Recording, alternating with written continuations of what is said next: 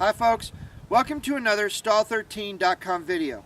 What's the difference between barbed wire and smooth wire?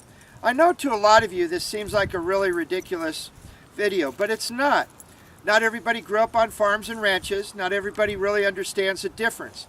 You have to remember that most people that own horses did not grow up in an agricultural family or have a rural/country background. Now this is barbed wire right here. You're going to have barbs between 4 to 6 inches in difference. This is what's called two-prong barbed wire. There's only 2 prongs on the barbs. They do make a 4-prong barbed wire, which means instead of 2 little barbs, there would be 4. I like 2 because it's nasty enough.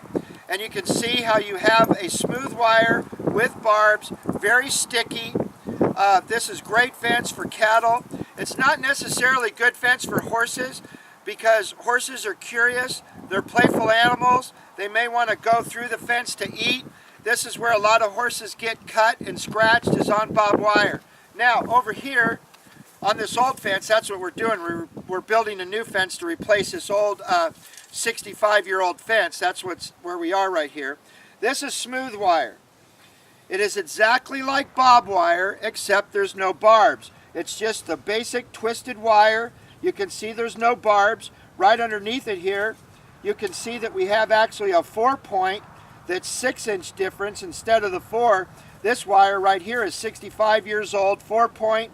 This here is about 10 years old, and this is what's called smooth wire. The nice thing about smooth wire is that you can get it just as tight. It's just as strong as barbed wire. The only difference is no barbs. Well, for horses, that's a good thing.